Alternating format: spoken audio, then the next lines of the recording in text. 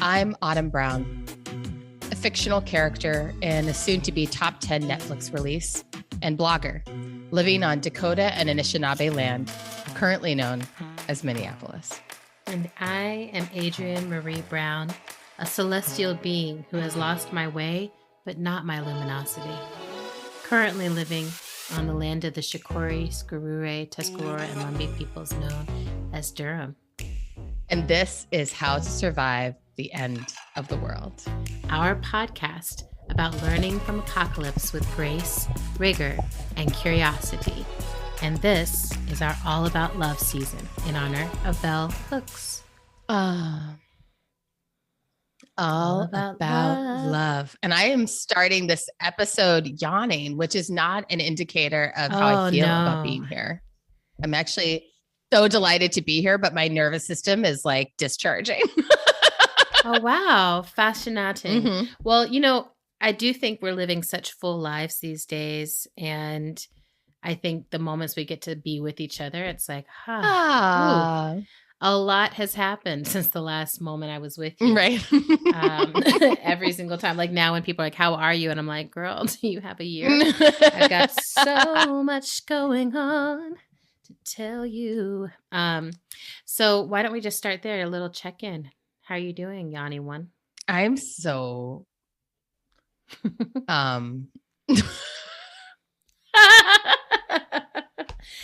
Okay, so I'm going to say one thing to our listeners. So sometimes we have news that we cannot share with y'all, and it shapes the energy of the show. Yes. Sometimes it's, hard news and we're like sad news bears. And sometimes it's really, really good news. Yeah. And today I think is a day where like, you definitely have some really great news that you can't share. And, and I have some good news that I'm not sharing yet. And so it's just going to be like, just vibe off the yummy, vibe off the yummy. Yep. It's giggly. It's wonderful. And it's like, when the time comes, someday there will come a time and then we'll share it and you'll be like, oh, that's what was happening. And you'll be like, that's what was happening. It was like this good news moment. Yeah. So thank you for offering just the context, because I think I am in the zone. Right. I was like, you're going to be randomly giggling. Moment where I'm like, I can't believe my life right now. And so right now I am giddy. I'm feeling giddy and distracted and pleased and proud of myself.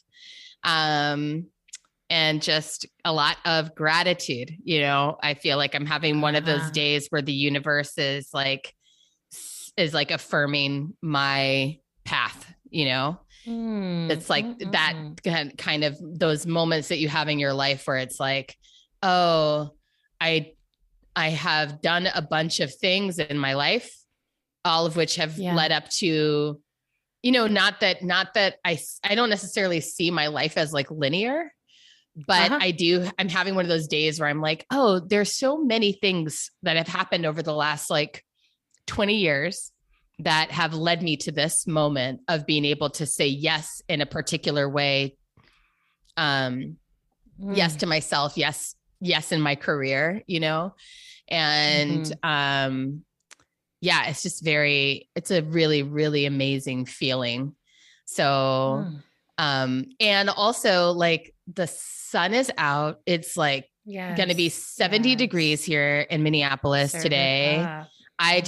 I spent a bunch of time just now because I couldn't bring myself to like work because I'm so giddy and excited. I just like sat on my porch, which I now have. And it's like, I now have this beautiful, like screened in 3-season porch, or I guess in Minnesota, it's more like 2 seasons, but, let's be real. And I just like sat outside, just feeling just like slowing down and being with the sensation of being so giddy that I couldn't do anything else. Which is it's a really good feeling. I'm in a good mood today. How are you? I'm very, one of the nice things about having my version of hyper empathy is that I really can feel so much of what other people are feeling. And I'm just sort of like, I feel so happy. Like, I feel so happy. I've been feeling happy for you for a couple days, and anticipation and joy. But also I feel my own happiness and my own presence. So I'm feeling this immense like presence in my life these days. After, last fall was like an intense despair. Yeah. This spring has had a lot of change in it, like unexpected changes.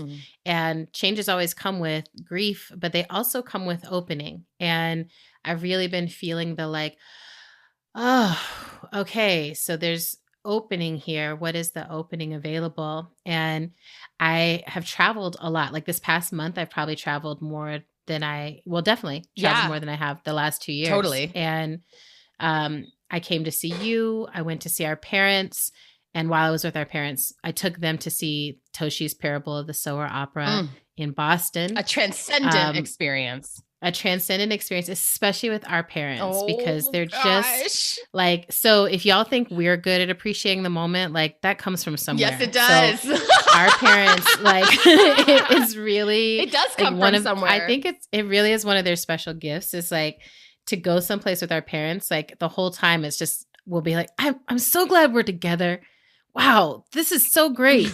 I love this music. Toshi's so talented.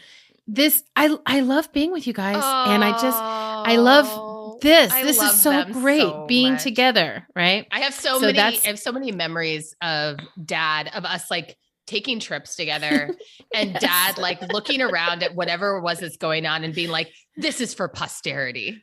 This is for posterity. And I still think that to myself when I'm in the middle of experiences with my children. This is for posterity. We'll remember this. And like, I actually had one of those snapshot moments. There's this song in the opera, Has Anybody Seen My Father? And it's Lauren Oya Olamina.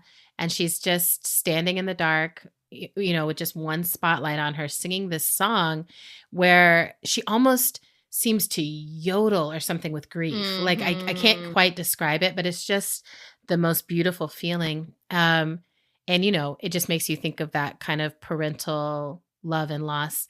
And I reached over, Mom and Dad were holding hands, and I reached over and just like threaded my hand with theirs. And we just sat, the three of us, holding each other, listening to this song. And like, my dad lost his mom when we were much younger, when I was like 9. And my mom lost her dad about 9 years ago now, actually. And then I'm just getting this blessing, which I feel more and more aware of every time I'm with them, of like getting to be with them, and like how many people don't get the privilege of getting to hold both parents' hands at the age of 43. Oh, yeah. And it just was like such a beautiful thing to feel all the layers of awareness in that moment. And I feel like my life has been like that a lot lately, where it's just, I keep being in a moment and being like, this is temporary. This is right now. And it's great, and like, let me just really be present. I also got to go to DC, and among many fancy things that happened, I got to go see our our sister April's home. I got to see the Parables again. And this time I got to like hug everybody that was in the cast that I know, except for B. Steadwell, who was amazing. And I still haven't gotten to hug yet. Yeah. And I got to meet Jacqueline Woodson, this incredible what? novelist. I know. Way to bury the lead. You didn't tell me that. I'm just literally, so many good things were happening. I also got to meet Tiffany Goucher, who's this incredible singer. Okay, wow. It was just like Michaela Harrison came through, the whale singer, and she did whale song healing on me. It was just like so much good. Okay. Holy moly. Wow. I keep feeling really infused with like blessings, and blessings that require only that I be present to them. They are already happening. I just have to show up and be aware that they're happening. Yeah. And a lot of healing is happening. Like literally things that have just been locked or stuck in my body for as long as I can remember are like shifting and moving. And wow. So yeah. So my check-in is like, I'm feeling very present and really good about being present. Aww. And and this weekend I'm actually heading into I've crafted a silent meditation retreat for myself. Okay. With like guidance from a lot of other people, but it'll be, I'm really looking forward to. And are you like doing like fully silent, including like no written communication with people? So that's the plan, is all day on Saturday to gift myself, like I'm going to wake up, I'm going to go for my swim as like my first activity session. And then I'll just be alternating between 30-minute meditation sits and then breaks where I can do yoga, or I can go for a walk, or I can have a quiet meal. But every 30 minutes, then I'll do back in meditation. So I'm looking forward to, I'm a little nervous, me and Silence are like, what, girl? But you're like that so level. I can't have like anything on Netflix going in the background. Right. Like, well, normally I'm like, yeah, exactly. I noticed that lately, that I'm like, I always have either a show on, or there's a podcast going, or I'm on the, I get on the phone with someone. Yeah. Like there's just, even when I'm swimming, I'm like, I'm listening to an audiobook. Like, I'm just like, I stay, engaged in a certain way. And even social media, all that, there's just always some level of engagement. Yeah. And so this is really like, let me turn it in. Yeah. And we'll talk more about this, because today I think is a lot about all this, like why I turn so deeply in. Why go in at all? Why go in? And before we go in any further, is this a good moment to just remind people about our Patreon? I think so. I think any moment is a good moment. Like any moment is a good one. So I'm going to just shout out all of the people who've been joining our Patreon. It makes us so happy. We got so many patrons now. I know. I'm like, so y'all really about this relationship. It's what I see you investing in this relationship. A committed relationship. So I feel like we're your primary podcast. Or at least, in your top primaries. Yes. And that feels really good. And if you can't be a patron, we still love you, and we're still really grateful that you're here. So no harm, no foul. You're no less valuable, even if you're not in a primary relationship with us. Yeah. Like you're technically less valuable, but you're not less valuable as a person. Does that make sense? Anyway, so wow, Adrienne. Well, I just want people to know, like, we're really still grateful you're listening, even if you don't contribute anything. But your listenership, I think I took it too far. Yeah. I don't know how to reel it back. Walk it back. Okay.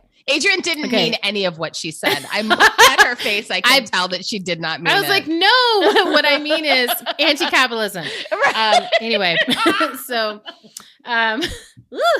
anyway, so the important thing is literally the only difference is that if you do become a patron, you get all these cool things from us, including a mug, including art, including Fat in the Moon, like special discount code, including a tote bag if you want one, a t-shirt if you want one. I have worn and used all of the products that we've created. I'm walking around with the poster just like on my shoulder. Hey.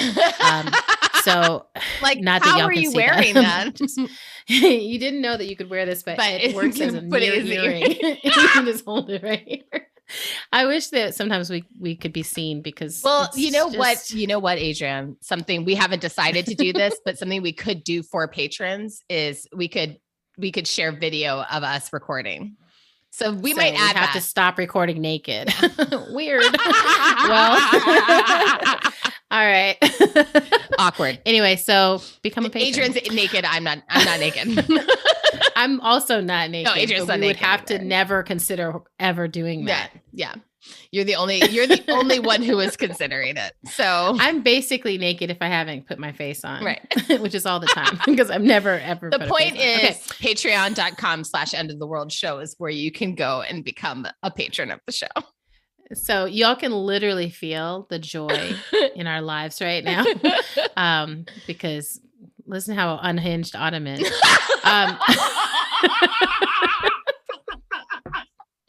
Way to blame the victim. Listen, I feel like it's a good time for our flume of awe. Yeah, I feel like maybe if we flume the awe, then like we'll be able to settle down into the actual conversation that we need to have. Loving our bodies. Okay. All right. So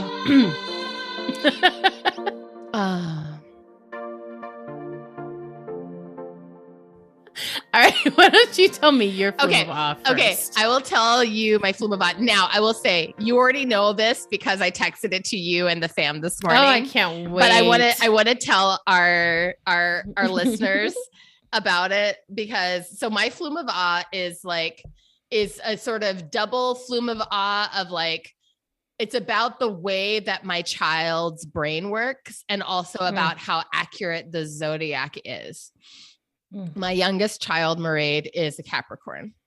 And I had the most Capricornish conversation with this child on the way to school this morning. So we're driving to school, and at one of the intersections that we stop at, there's a series of signs that are kind of like, pushed into the grass around, like the basilica in Minneapolis or the cathedral, whatever it's called, but the big church building in Minneapolis. Basilica. There's a basilica in St. Paul, but I think the big one in Minneapolis is a cathedral. But anyway, so there's this signage around it that's like advertising an auction that's going to be happening.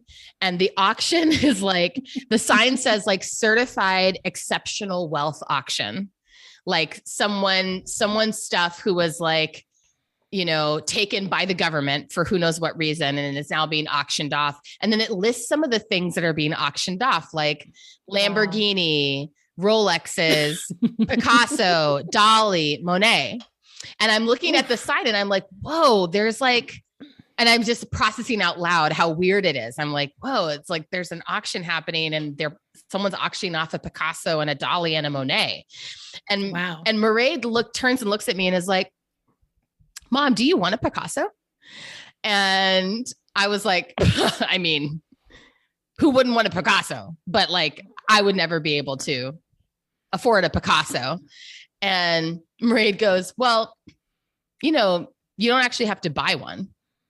And I was like, oh yeah, I guess you're right. Or she goes, you don't have to buy an original. And I'm like, that's right. I guess you're right. Like I could just buy a reprint of a Picasso and then hang it in the house. And then it would be like having the real thing. And she's like, or you could literally just like print it off, like print off an image of one on your printer and then frame it. You could also do that. But she's like looking out the window as she's saying it so matter-of-factly, Yes. And I was just like, I love this child so much. Like, yes. I love the way her brain works. I love how she's just like, or another solution to having the thing that you want is to take yes. this other route. And here are the steps. And I have so many conversations with her lately that are like that. And it mirrors so strongly with like the other Capricorns and the adult Capricorns in my life yes. in terms of that, the ability to really pause and just think through step by step, how would you accomplish this thing? And then present that information as though like anyone would be able to understand this, Exactly. And especially if it has to do with like something you want. Yeah. You could just have the thing that you want. Mm-hmm. You could just have the thing that you want. And this child, and I love it too, because this is my child who like loves Gucci, who's like into fashion. So I love that. I love that was the thing that they picked up on. I'm like, oh, you want a Picasso? You can have one. Yeah. Do you need that? You need that? Here's how we do that. Yeah. We can make that happen for you. Exactly. So that's my flume of awe. I'm just in awe of my own children constantly every day. I mean, they are all incredible human beings and very, very, very interesting and aware of it. Oh yeah. And still bearable. It's really remarkable. Yeah.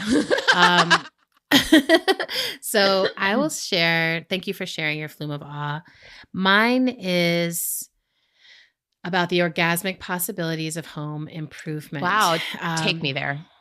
Yeah. So I think that you already are experiencing some of this, having moved into your home. And I think for listeners, if you haven't been with us for a long time, I think I've talked about the experience of home joy on here before as like something that you feel when you have really landed some part of your house or all of your house. It really feels like this is where the furniture needs to be. And I have the dishes that I need and the appliances are good and the light comes in the right way and I'm maximizing the light and there's plants alive and the mirror looks good. You know, like it's just you start to be like, oh, like this space is just serving me. Right. You know, it's just giving me, it's serving looks. Giving me what I need. It's serving right? Adrienne looks. It's serving the looks. And like, I've had a very distinct look to my home. Your whole adult life. Mm-hmm. You know? And it's very much like there's a lot of things. There's a lot of art. There's a lot of things that I've gathered as I've moved around the world. But lots recently, of bright colors. So many bright colors. Mm-hmm. Like I really, the color scheme of all the Emergent Strategy series books is basically what my house looks like.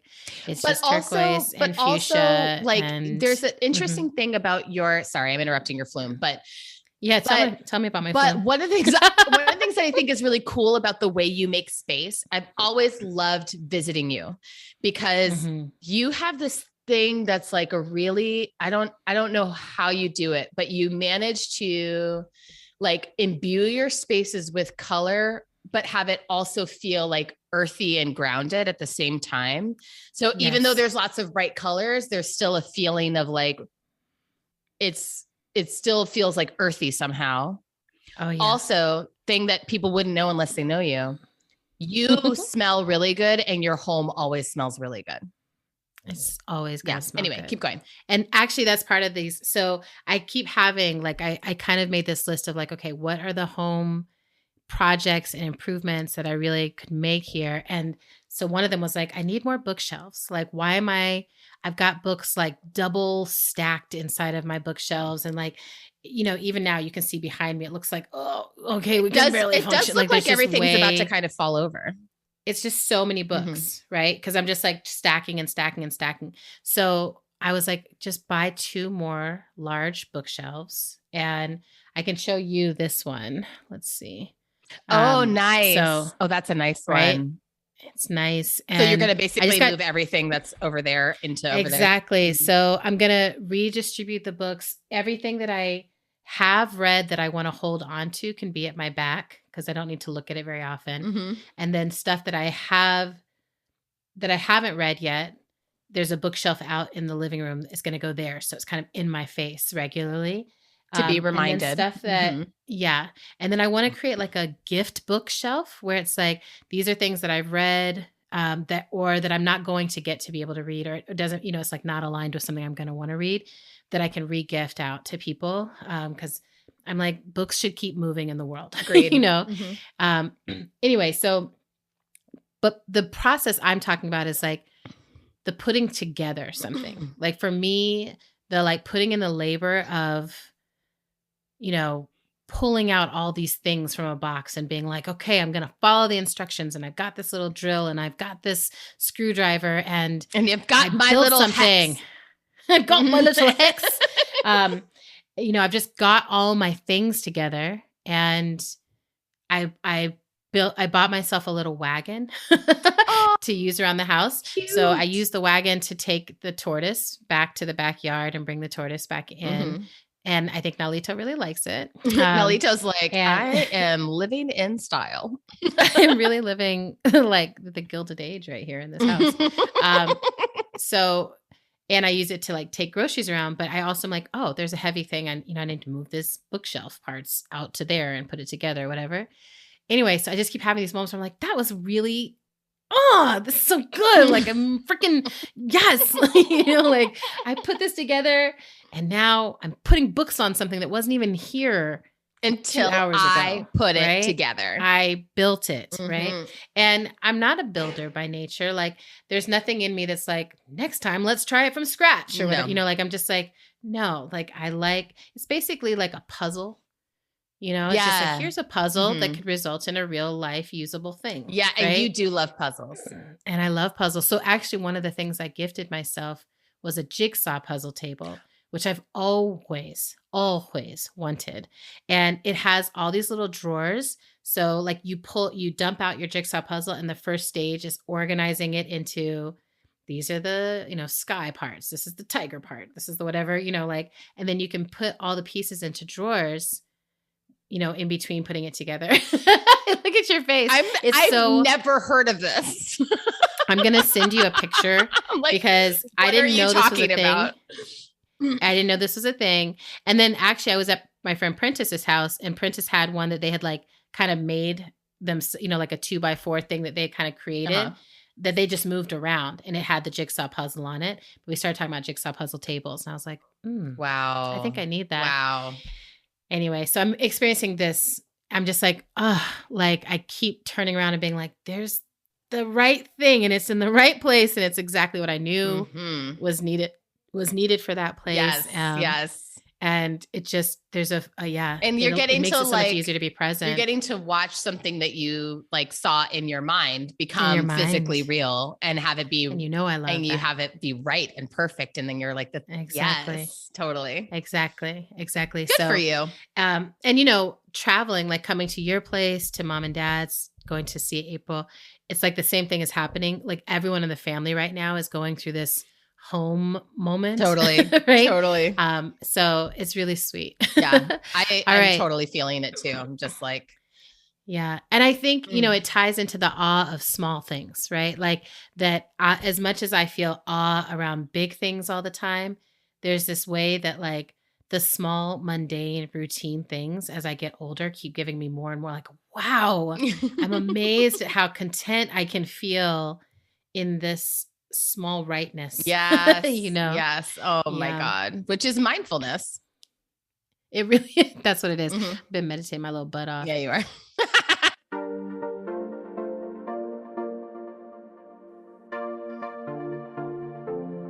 Do you want to introduce this thing? I do. What we have next? I do. So one of the things that we decided to do this season, so you all may remember that when we did our Apocalypse mini series back in 2020, we asked listeners to send us voice memos to describe how they were remaining connected or feeling a sense of connection inside the pandemic. And in the lead up to launching this season, we were like, oh, let's bring in listener voices again. And this time we decided to ask folks to send us voice memos about what love feels like. And we have gotten some just incredible messages already from people. We're still receiving messages. So if anyone wants to send us a voice memo, you can send it to the podcast email account, which is howtosurvivepod@gmail.com, howtosurvivepod@gmail.com. And you can just send us a little voice memo, and we might use it on the show that tells us what love feels like to you. We're about to hear one of our first listener voices.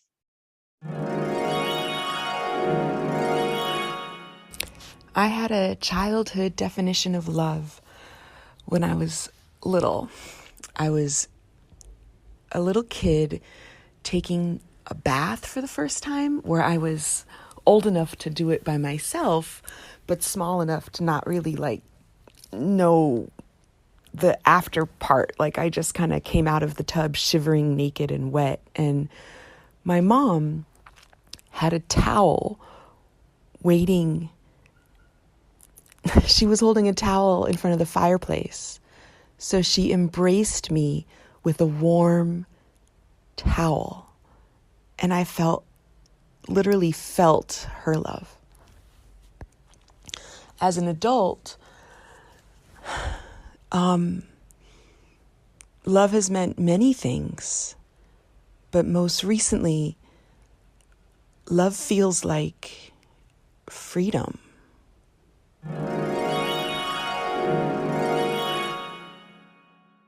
I feel like all of our listeners are poets.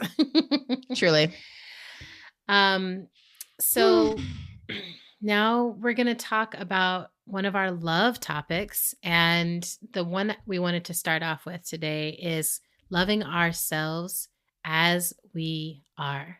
Loving ourselves as we are. So a good place to start the conversation. Yeah. I mean, it really does feel like so often the love conversation starts externally defined. And I want to read this from Bell Hooks in All About Love. She says, one of the best guides to how to be self-loving is to give ourselves the love we are often dreaming about receiving from others. There was a time when I felt lousy about my over 40 body, saw myself as too fat, too this or too that. Yet I fantasized about finding a lover who would give me the gift of being loved as I am. It is silly, isn't it, that I would dream of someone else offering to me the acceptance and affirmation I was withholding from myself. This was a moment when the maxim, quote, you can never love anybody if you're unable to love yourself, end quote, made clear sense. And Bell Hooks said, I add, do not expect to receive the love from someone else you do not give yourself. Woo! Okay. Okay, So, Bell. Okay, Miss Hooks. She never did a soft touch, right? She was just like, I'm going to give it to you very directly. So we wanted to get into this because this might be 2 episodes too. I just want to give the heads up. We'll see what happens as we talk. Yeah. But because I feel like there's sort of this overall self-acceptance, right? Of like, I am who I am. Like what Audre Lorde said, I am who I am doing what I came to do. There's that self-acceptance role. Then there's like getting into the specifics, right? So it's like, okay, but this body as it's aging and changing, and there's a public discourse of like, love your body, love body positivity, body, and then it's like, but how does it actually feel looking in the mirror? How does it actually feel to be in your body, right? As it is going through changes, as it is unveiling its struggles and the places where it starts to, like need a little support, need some real attention, right? So I want to talk about that. And then I also want to talk a little bit about loving our minds when they're struggling, right? Because there's what's happening at the level of the body. And then what we do with that is often related to the mental health that does or does not exist already in our lives, right? Right. So, right. I'm just like, I have been in therapy since my early 20s. And thank God, because coming through this period of my life, I'm so grateful for the guardrails that I have of a therapist and somatic body support and like a nutrition and health team that I support and community that is feminist and, helping me think through the complexity of all this. I'm like, it feels like all of those are the guardrails I'm needing to traverse this time and not get fooled into not loving myself, and there's some real like I feel like when we get into conversations about like loving ourselves and accepting ourselves as we are, I think and kind of naturally the sort of specter of sort of the self-care and like positivity sort of frameworks kind of they naturally arise.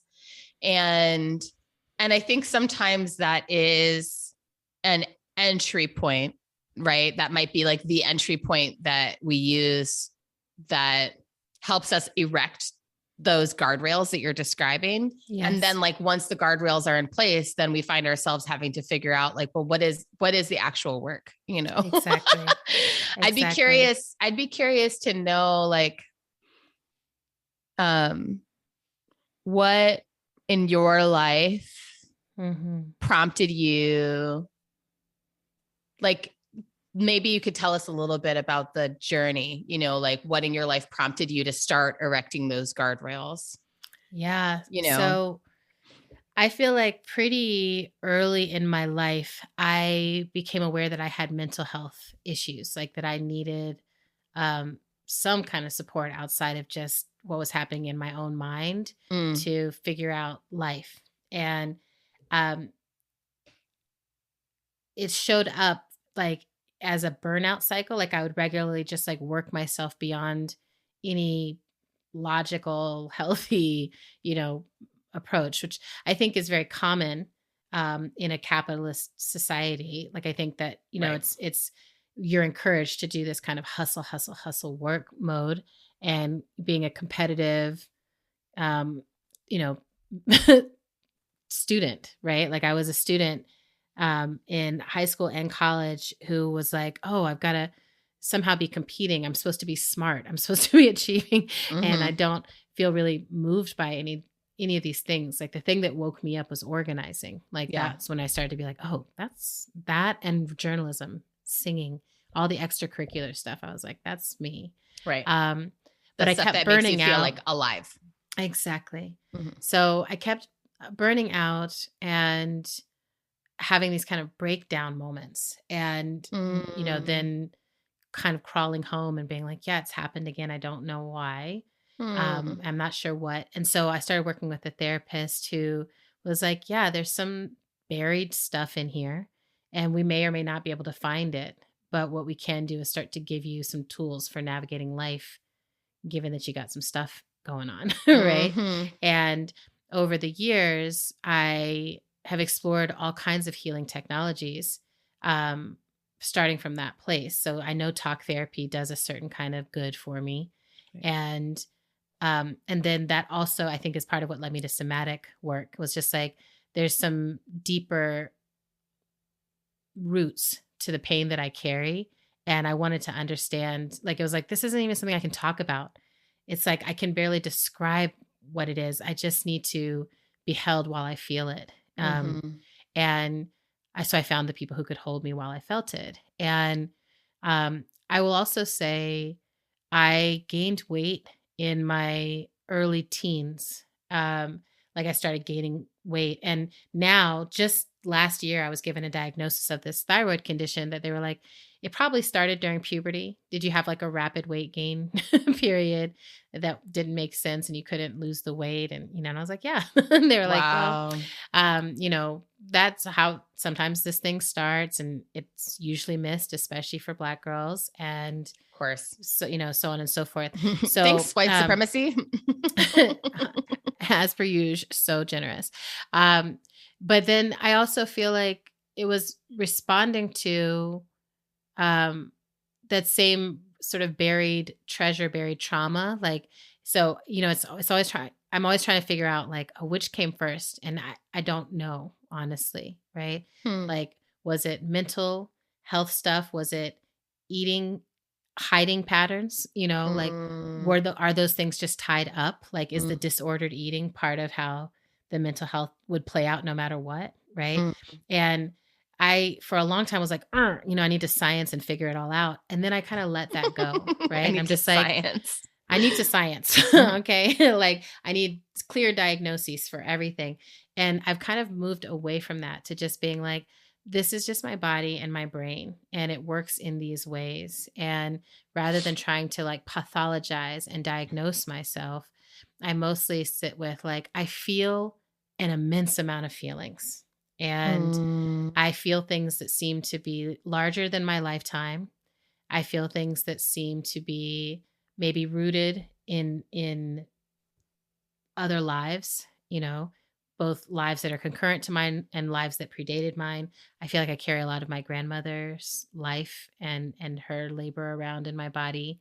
And so I carry all of these things, and that carrying has had all kinds of results on my body and on my mind. And the main two ways that it has played out for most of my adult life is that my mental health, if I'm not paying attention, can sort of spiral into a place of anxious despair and paranoia, right? That I can, you know, if I don't stay in touch with the earth, if I don't stay in touch with what is, then I can really lose touch with my intuition. And it just goes like, all hands on deck. It is a crisis. Like, whatever is the worst possible scenario is happening now. Right. Yeah. And so we'll just jump all the way there. And it takes me a while to come back to like, so you're saying maybe that's not true. Like, I don't even say like, that's not true. I'm just like, so you're saying maybe it's not an X-Files episode. Okay.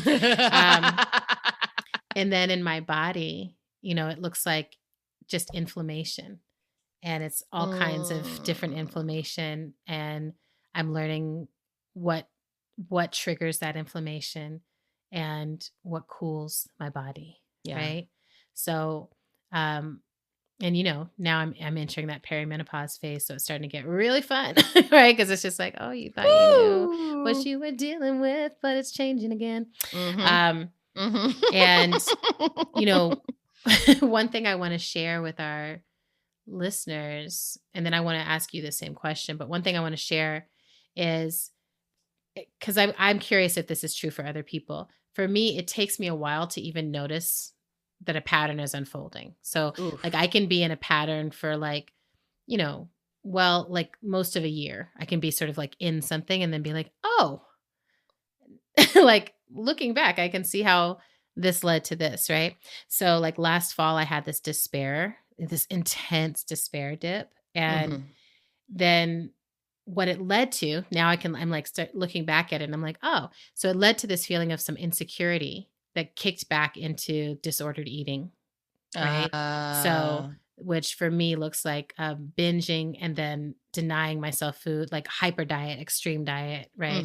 And then just, you know, it's fine. I'm fine. I'm just being healthy. Right.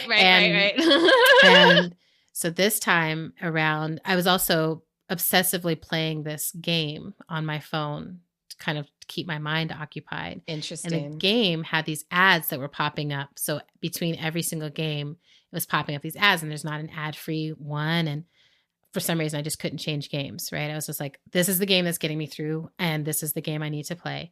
So the ads were all for keto pills. Okay. So it's just like every single time I'm playing this game, I'm trying to relax my mind. I'm trying to chill out. And then I lose the game. And then an advertisement pops up and it's like, burn fat overnight. Just take these pills and burn fat, right? Like you don't have to work out. Like, are you disappointed? Burn fat. Exactly. Did you lose? Are you a loser? Burn fat. You should burn some fat, right? You're obviously sitting and playing this game nonstop because you're not moving your body or anything else, right? So you need to burn some fat. Woo. You clearly don't want to work out, so burn some fat, right? I mean, it's just like it's right? Algorithms, okay? And at first I was like, that's so ridiculous. Like no one would ever buy a pill that says it's going to just burn fat overnight. If such a thing existed, we would know about it by now. Like, oh, and then it was like, Dr. Oz approves of this burn fat pill. Shark Tank funded this burn fat. You know, it's like just going on. And like, even though I'm quickly, you know, I'm dismissing the ad as soon as I can because I love myself and I love my body and I would never.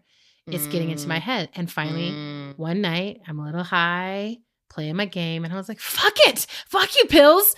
I'm going to fucking buy these pills and I'm going to burn fat. Okay. So I order these pills and literally the minute I ordered the pills, I was like, I can't have these. Like I can't do this, right? No.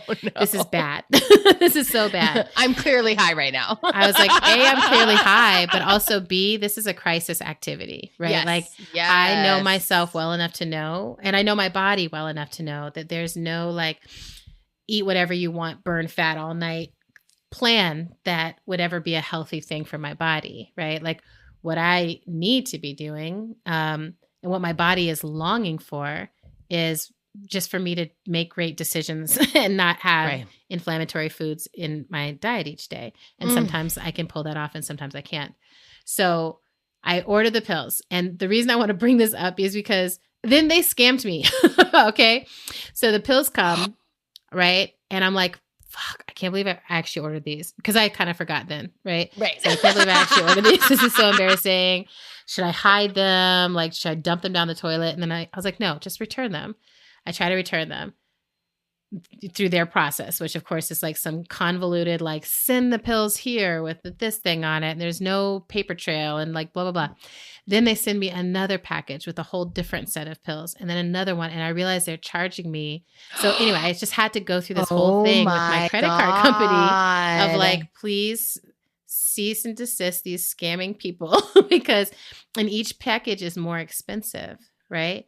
So they're charging me. Oh my God. Okay. So the shame of it all, right, is this compounding shame because I was like, I had one moment of weakness, but it wasn't one moment of weakness. It was tied into all the stuff I've been feeling, right? All the grief, all the despair, all the climate catastrophe, all the sense of like, why bother trying to fucking work out and have some amazing healthy situation when everyone on this planet is trying to kill us all? You know, it's just sort of like, what? Okay. Yeah. And having to like recenter. So it's just such a moment of like, okay, so let's let this, you know, in my life, I've hit rock bottoms multiple times. I believe in them. Like I find them to be actually very comforting because it's like, oh yeah. And that is the bottom. Okay. We are down here. And it's flat. And everyone's rock bottom looks different, Everyone's looks different. That's not a bad rock bottom. No, I feel pretty okay with this particular. It's better than other ones I've hit in the past, right? Yes. So this one, it felt like a certain place where it's like, okay, girl, like what do you need to do to attend to your grief? What do you need to do to attend to your despair? What do you need to talk to your therapist about and get more real about? Yeah. And fundamentally, how are you feeling about your body right now? Right.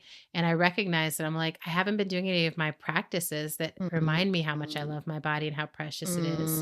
And when I don't do those, I'm leaving myself vulnerable for the socialized messages of the world to take center stage. And right. I'm like, oh, the world doesn't love me. And then I start to trust that over trusting myself and trusting that I am lovable. Right.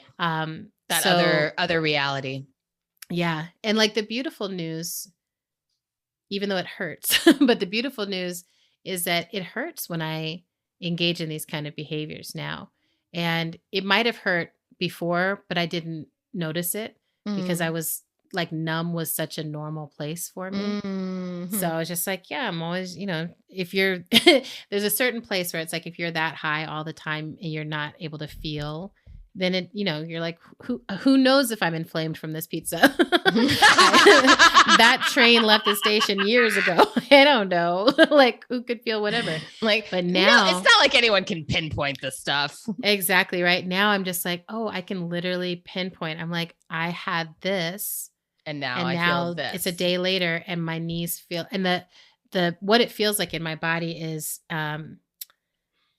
I think her name's Violet, the character from Willy Wonka and the Chocolate Factory. Yes, she chews the one who blueberry gum, and then everything expands, right? And she's just like, I'm just rolling around in my skin. Like I felt like that, where I'm just sort of like, I can't, like at my joints just feel like there's a swollen balloon in each joint, right? God. And it's pain. It's like very, very painful, very displaced. I feel displaced in my skin. And so then it's like this slow returning where rather than looking at a scale, rather than looking at like what people externally think of me, rather than going based on my clothing, fitting a certain way or any of those things, the only bellwether, the only thing to pay attention to now is my joints. Right? My joints, they are the most trustworthy indicator for me of everything that's happening with both my physical, mental, and emotional and spiritual health. Fascinating. Right? It's all there, right? So I'm like, if I am, and I'll just name like the practices that bring me out of that place. If I am waking up, meditating, doing my sun salutation in the morning, taking my thyroid pill, and then getting my swim in each day, and then just making very basic anti-inflammatory moves, like significantly reducing, just very basic. Well, because, I'm considering some more intensive eating protocols, which I'm always very careful about because of the disordered eating history. Yeah. Right. That I'm always like, is this going to be fun or is this going to feed that part of me that wants to control everything? Right. Like, what I want is a liberation from that over attending. Right. Like I'm trying to find the right balance. And what felt like such affirmation was like, for the past 2 years, I've really been living mostly in an anti-inflammatory diet, and it's worked. And it's worked because I haven't felt the joints that way, such that when I did go off on this gluten bender, delight, and I do want to say too, like, I was just like, I just need, part of why you want pills to burn fat is because the amount of fat you want to eat. So it's like, I really want just garlic bread, only garlic bread, only garlic bread, just garlic bread and pizza on the side. So that's going to be like the new like intro music for the podcast. Just garlic bread. Like I think so often of that moment when Oprah just came out and was just like, bread, I'm just like, yes, like it's not fair that someone made bread and then our bodies were and like, then some people can't eat it. I'm just like, nah, that's not fair. Although it's also beautiful. And then I want to shift. I want to ask you about this question for you. But I will say it's also deep to live in the US with all these issues, because I'm like, when I travel, when I have traveled to other places, I could eat the bread. Like whatever they did wasn't like making my joints pop off. Yeah. There's a lot of mystery associated with like our food because of our industrialized food system. Exactly. Right. So, so when I talk like right now, when I'm saying like loving myself as I am, so much of it is like, I'm living inside of a racial capitalist, dystopia, that's already wreaking havoc on my body and my mind in every possible way in order to attempt to control me and keep me like a miserable, compliant, obedient person. So those are the conditions. And loving myself is being like, even in these conditions, I'm going to find the healthiest food. I'm going to listen to my body. I'm going to give myself peace. I'm going to give myself quiet. I'm going to give myself an anti-capitalist life as much as I can within this container. And, I'm going to continue moving towards the things I really want. Like everything I do for justice and liberation also really serves that well-being in me. Right. So that's where I am. That's what caused me to be interested in this. And then that's where I am in my journey of it. Wow. What about you, sister? Wow. Well, thank you for sharing. So like vulnerably about your journey also. I hate being vulnerable. But I mean, this is part of it. It's like, actually that's kind of like maybe a good jumping off point for me. Because what I am, my like path towards like loving myself as I am right now is in part about like learning to see that I am a vulnerable person. Period. And learning to see and then treat my, not vulnerable as in like at risk, but vulnerable as in like, I am someone who has vulnerabilities. I'm someone who has needs for care. And I have operated most of my adult life as though I am invulnerable.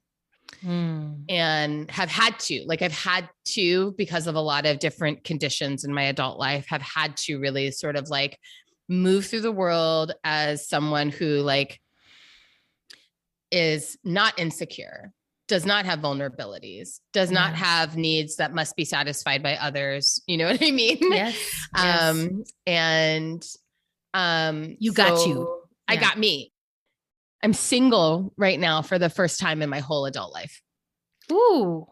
And my whole adult life, I've not been single since I was like 18 years old. Wow. And I am, my most recent relationship ended, and with lots of like tenderness, grief, and beauty, but ended. And now I'm in like, I'm under my understanding myself as being like, as entering this period of like intentional singleness. So that I can learn to feel into like being a vulnerable person, and then learn to like pour love into myself. That's right. Right.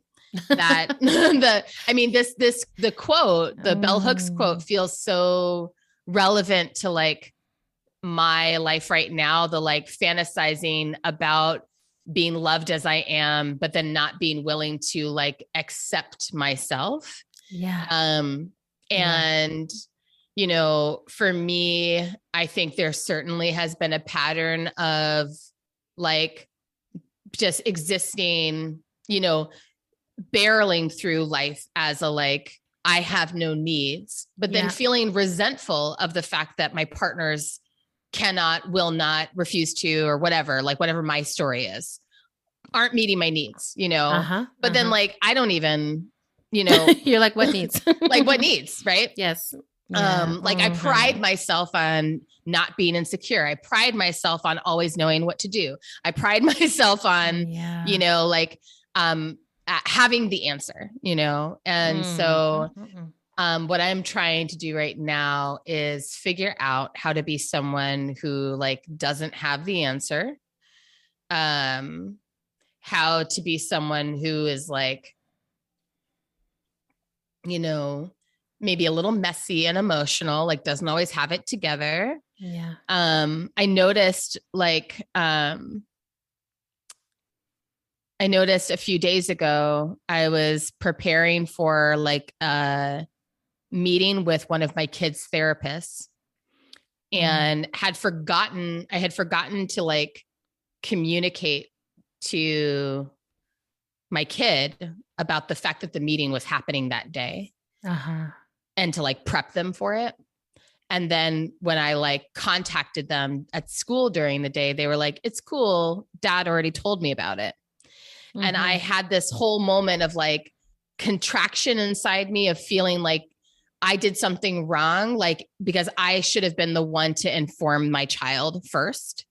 Like I am the only one who is holding that responsibility. And then I had to be like, oh wait, no, it's actually totally normal for moms to forget things. And excellent. Dad remembered and talked to the kid about it. You know, like that's great. Like, that's why you have more than one adult involved in a child's life and care. That's right. But I don't let myself forget things. I hold myself to like such a high standard, especially in my parenting. I hold myself to such an impossibly high standard of like everything that I need to be tracking and taking care of at all times. Yeah. So it was just interesting to notice the sort of immediate instinct to punish myself psychologically for having forgotten something, as though it's not like completely normal to forget things when you're a single parent of 3 children, or a human. You know, or just a human, right? Or just a human, right? It's like, even that, like, even this, like, even in this moment, as I'm processing it, you know, I'm like with all of these excuses, I'm allowed to forget. With all of these excuses, I'm allowed to forget. But if I didn't have these excuses, it wouldn't be excusable, right? Exactly. I mean, it's deep. It's really deep. So it's deep. Like, and I think, you know, I've similarly been in therapy for most of my adult life. And there's a way that I feel like I'm just now starting to tune into some of the buried stuff, you know? And I know that like in the aftermath of my 2014 miscarriage. That was like the first, in the couple of years after that, that was like the sort of first step down the tunnel into like, there's stuff here, there's more here, and it's in the darkness. You can't see it. And so there's a way that I know I've been like journeying towards this time. You know, like I can kind of feel the longer arc behind me now, where I'm like, oh, like, like that trauma, you know, that loss, you know, as awful as it was, also did open up a portal inside me to do some deeper work. But, you know, in 2016, I wasn't really ready. You know, it's like when I'm thinking about the timeline of it, like 2014 being the loss, 2016 and 17 being like the years in which it first really became apparent to me that there was like some more stuff I needed to excavate, you know. But even then I was like, I'm actually not ready to look at this. Like I remember having like having one of my first sensory flashbacks in therapy in 2017 and being like in so much clarity of like, I actually am not ready to do this work. I am not ready for it. Yeah. And now fast forward 2022, you know, it's interesting to think about how much time has gone by, but I'm like, it's been 8 years since that loss. Yeah. You know, like,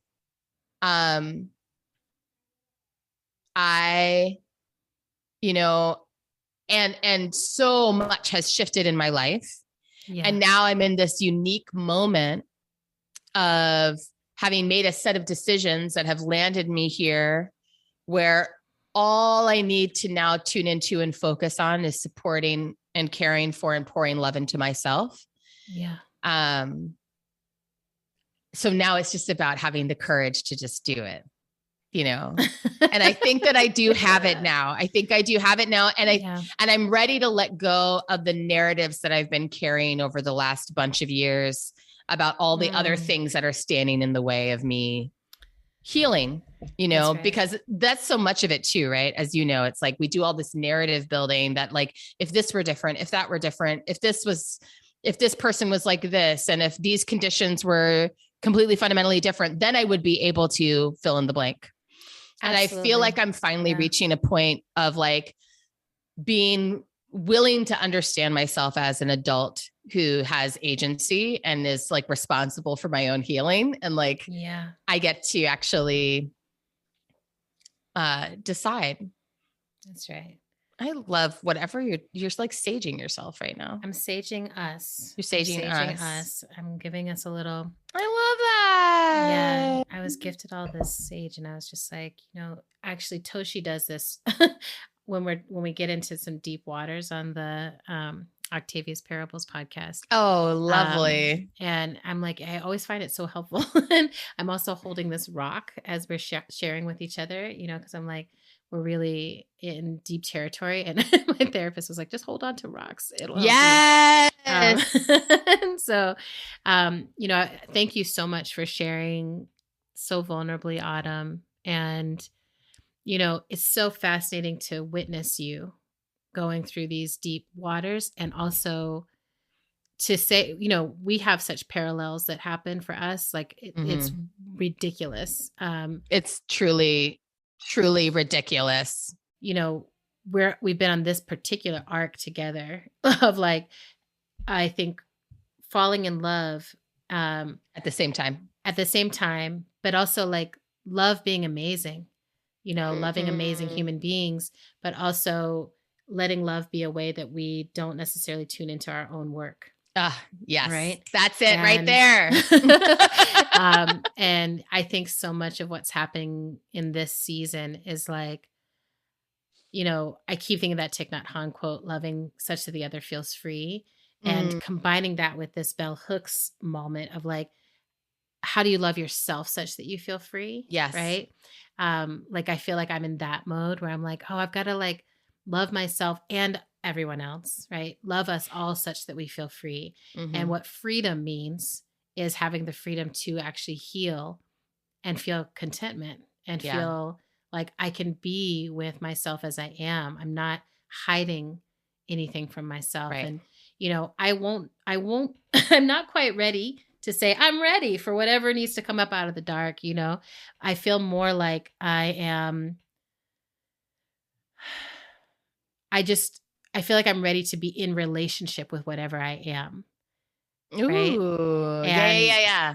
So I'm like there's all these parts of myself, like since I was a kid, that I've been like, oh, I see shadow figures, you know, and just like, no one knows what to do with that. That's just a weird thing. And I'm like, okay, well, that's still part of who I am. Right. And rather than pretending like that's not the case, how do I be like, I love myself. And this is something that's true about me. You know, I love myself and I'm fat and I'm someone who my joints are telling me I need to be less fat. Right. And while everyone in the world is like, no, you know, just be fat. Yes, right. Like, so I mean, everyone in our pocket of the world. In our pocket, sorry. I was like, I live in the fat positive, fat loving. Thank God, yay, fat pocket. God, we live there, but also which is such a better pocket. The rest of the world is terrible. But I will say this too, that I'm really trying to get out of any pocket that is held together by any acts of policing, right?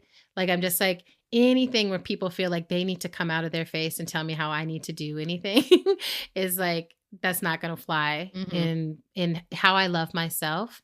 There's no room for that, right? Yeah. There's no room for like other people dictating to me what I need to do with my body. So like in this moment, I'm like, what I actually really, my joints are just like, please stop eating lectins and gluten and like, please reduce the dairy. And we promise, like, we'll match you, like if you make some changes, like you're going to love it and it's going to feel so good. Right. And so I'm really appreciative of just being in this level of heightened communication with my body and with my mind. Like as grief happens in my life right now, any major emotion, I feel like I'm able to turn and be like, oh, hello.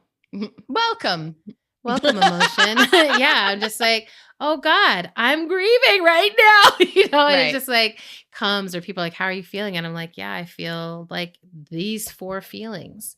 And it's, I can communicate in a different way about it. And then spiritually, the impact of all that mindfulness, bodyfulness, selffulness is this feeling of like, it's okay. It's okay. Yeah. Like not only is it okay for you to be who you are, how you are, as you are in this time, in this place, but like I'm a microcosm of Earth. I'm a microcosm of all that exists. Right. And like, this is where we are right There's now. nothing to reject. No, we've got inflammation. Right. Right. We got lots of inflammation. We got lots of inflammation. We're feeling a little bloated. Yeah. We got volcanoes going off all over the planet. We got some stuff popping off, right? But it's also a gorgeous world, and we're doing our best. Yeah. Yes. Yeah. Oh, this feels like a really good place for us to pause and maybe bring in another listener voice before we move to top culture.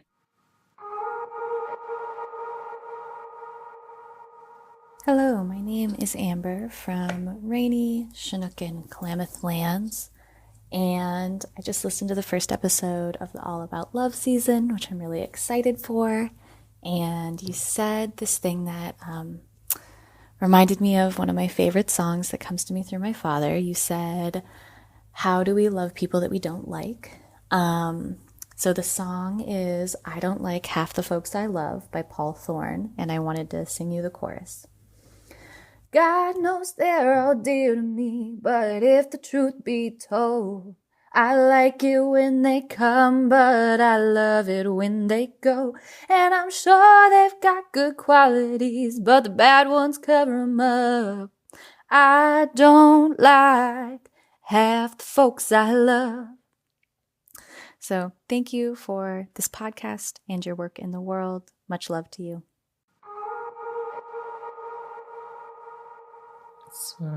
Swoon. So much swooning. Swoon. Okay, so on the subject of swoons, I have to share my top culture. I'm so excited. Is like, also as per usual with me, this is like what do we call it when I do this thing where I've discovered something long after it's been out in the world? We should call it the autumning. The autumning. So over the last few months, it was recommended to me by some friends to watch this sci-fi TV show called The Expanse. And it's like a space opera. It's like 6 or 7 seasons TV show, basically follows conflict between, it's like a future in which Earth has colonized Mars and the asteroid belt, which in the future is just called the belt. Do you miss Earth? These endless blue skies, free air everywhere, and open water all the way to the horizon. When you spend your whole life living under a dome, Even the idea of an ocean is almost impossible to imagine.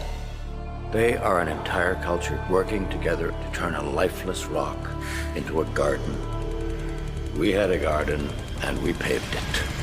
Someday, things gonna change. But it's been so long into the colonization process that Mars is like its own independent political entity. The belt is trying to fight for independence from both Mars and Earth. So it's like geopolitics slightly more, well, not slightly, a lot more space is being taken up and fought over. And then into the mix comes like a sort of alien substance. And that starts wreaking havoc on the belt. Okay. So it's a lot of fun. There's a lot of things about the show that like could like definitely have been better, but it's a lot of fun. And one of the most fun things about it is there is this actor in the show named Frankie Adams. She plays a Martian Marine. So she's like basically a Martian Marine. She's like a Marine, like a super soldier, basically, but like for Mars. And so she, like her whole character is like vibe at the beginning is like, we hate Earth. We hate people from Earth. We hate Earthers. We're just trying to like invade and kill Earth. She's like so badass and so fine. Like I don't typically like, you know, follow celebrities on Instagram, but like after I finished watching the show, I was like, I need to see more of her. I need to see more. I need to see her face. I just need to know more about her. So my top culture is like both a recommendation for a space opera if anyone is looking for a TV show, especially people who were like fans of Battlestar Galactica will probably enjoy the show. It's not as good. It's not as good. No, it's different. It's very, very different and not as good. It's bad, but it's not bad. It's not bad. It's not enjoyable. It's just not the groundbreaking. It's situation. Not Peabody Award winning Battlestar Galactica is what I'm saying. But it does have the gorgeous, the illuminary Frankie Adams. Did you say illuminary? I don't know what word to use to describe her. I want that. I want that to be the word that we now use. So beautiful. Like. Illuminary. Okay, she's the illuminary. I'm super into it. I'm gonna watch it. Okay, which is good because I just finished all of the things. I rewatched Scandal. I finished How to Get Away with Murder. Oh, I'm so like good. Shoned it up basically. But my pop culture is I just binged Lizzo's Watch Out for the Big Girls. Ooh, and is it so good? It's so good. It's so good. It's so good. It's so good. What's up, y'all? It's Lizzo. I'm looking for dancers to join me on my tour. Girls that look like me don't get representation. Time to pull up my sleeves and find them myself. We thick and we pretty and we know what we about. It's the battle of the big girls. Lizzo is so gorgeous and amazing and powerful and brilliant and just like good ground. Yeah. Like, she's good ground. She feels like someone we would get along well with. You know? Okay. Like a future BFF. Yeah. Like I think we could hang with her. Mm-hmm. I think a lot of people could. Like I think she just is like, I'm good for humans. Like I'm good for humanity. And then the show, the premise of the show is these people are competing to be in her show in Bonnaroo to be backup dancers for her. And she's like, I'm building out my big girl crew, and that big girls is what she calls her backup dancers. Right. And so the backup dancers who've been with her for years are all like integrated and part of the show. And then she's bringing on these new girls. And so we're watching all these fat girls. And it's like non-binary and trans inclusive girls coming in and auditioning for this. And you're watching each one of them figure out like, how do I personally overcome what I think, what's in my way. Right. Wow. So for some of them, it's like literally, I can't do these moves. For some of them, it's like stamina and endurance. For some of them, it's like, one girl is just like, I've always been like this dark skinned fat girl who no one could love. And I just thought, I needed to change all these things. And then I realized, wait, no, I can love myself. It's just outstanding. There's this trans girl who comes on and is like backflipping and doing splits and just kicking so much ass. It's just gorgeous. Wow. And okay. I need to watch this. You really like fall in love with each one of these girls. You're rooting for them and you can see their mistakes. Right.